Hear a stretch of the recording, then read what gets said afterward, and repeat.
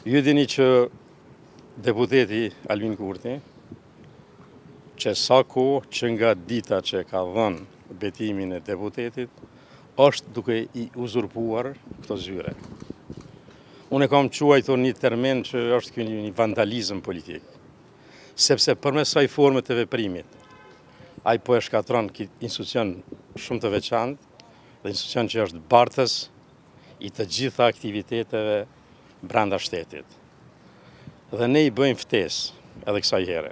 I bëjmë ftesë na që jemi këtu. Po ai duhet të ketë parasysh se edhe e din.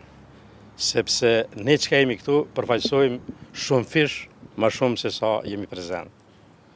Jemi si regioni Ferizajt, deputet, asamblesë, drejtar dhe përfaqësues qytetarëve.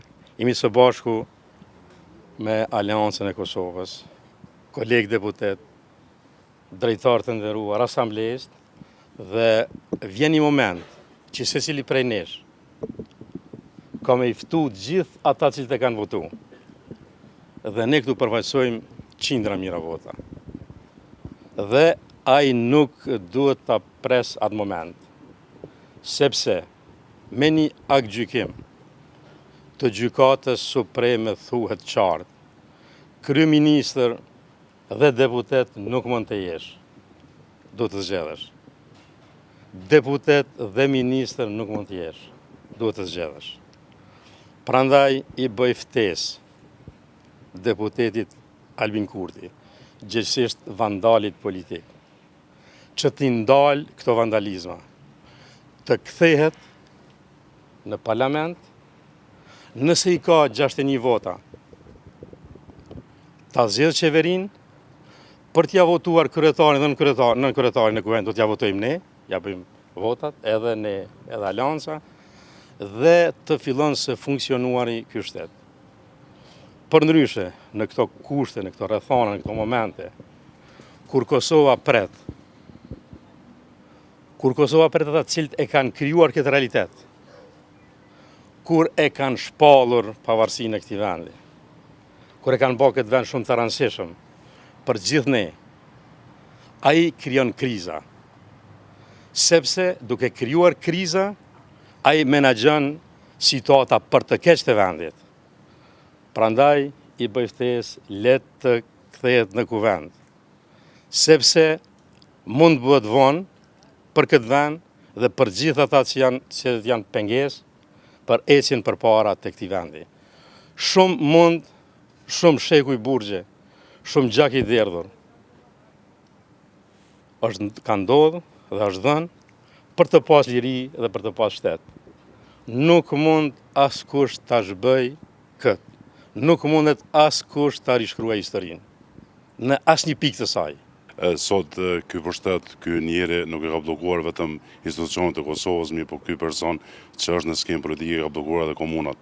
Ju e dini të gjithë se do të me çfarë probleme, me cilat sfida po përballen do të komunat e Kosovës, e sidomos komuna e Ferizajt që mendoj që është një prej komunave që është prek mas shumti nga mos projekte dhe mos realizimit dhe të funksionimit të mirëfillt të kësaj apo mos përkraje të kësaj qeverie. Kur më shumë se sot do të nuk i bëjmë thirrje këtij personi, këtij individi që të thirrë seancat, vazhdoj të mos bllokoj vetëm institucionet qeverisë, mirë për të mos bllokoj edhe komunat. Jemi në një prag jo të mirë, jemi në gjendje të jashtëzakonshme, edhe komunat, edhe komplet Kosova. Nuk mendoj që ne i kemi bërë gjithë ata njerëz që kanë dhënë një kontribut të jashtëzakonshëm për këtë vend, për këto institucione. Nuk mendoj ata dëshmorë që sot ata dëshmorë që të kanë dhënë jetën nuk i kanë bërë këtij personi që të bllokoj kaq shumë institucionet. Kërkojmë edhe ne si komuna, si drejtorë, si parti politike që sa më shpejt të bëhet një zgjidhje adekuate, zgjidhje e mirë për gjithë ata shtetarët. Ne do të jemi të gatshëm për bashkëpunim, nuk i kemi bërë kërkujt kur gjë, vetëm duam që të funksionojë shteti normal çish ka qenë binarët e saj. Jam këtu para qeverisë Republikës Kosovës që të shpreh në shaj proteste për mos konstituimin e institucioneve dhe mos funksionalizimin e tyre. Këtë qëndrim e shpreh edhe në emër të anëtarëve të kuvendeve komunale dhe pjesëtarëve nga ekzekutivi i komunave që vijnë nga regioni Ferizajt. Mos konstituimi i institucioneve qendrore nuk është një krizë politike e radhës në Prishtinë, po është një goditje drejt për drejt ndaj çdo komune, ndaj çdo familje dhe ndaj çdo lagje në qytet, në komunat nga vim. Prandaj do të kërkojmë që bëhet një zgjidhje sa më shpejt sa i përket formimit të institucioneve, njëherë të shkriju një pasiguri juridike sa i përket komunikimit në mes të institucioneve qendrore dhe institucioneve lokale, prandaj kërkojmë edhe nga organet e drejtësisë që sa më shpejt ta sqarojnë këtë situatë, raportet në mes të institucioneve komunale dhe institucioneve qendrore, kërkojnë institucione funksionale, kërkojnë vendimarrje të lehtëshme me idenë që vendimet, proceset cilat fillojnë tani mos kontestohen nesër, sepse shumë pasojat pastaj juridike, financiare po i bartin qytetarët tanë. Prandaj, duke nisur nga këto rrethana, në emër të gjithë përfaqësuesve prezent i bëjmë thirrje mazhërancës politike që të ndalë bllokadën, të formojë sa më shpejt institucionet dhe të thehet nga problemet reale me të cilat përballen komunat dhe qytetarët tanë. Kosova dhe regioni jonë nuk ka kohë për të humbur, qytetarët e kanë kryer të obligimin e vet qytetar me rastin që kanë dalë në zgjedhje, kanë bërë zgjedhjen e tyre, prandaj tash meritojnë një qeverisje të mirë, një qeverisje të përgjithshme dhe jo vazhdimisht bllokadë institucionale. Faleminderit.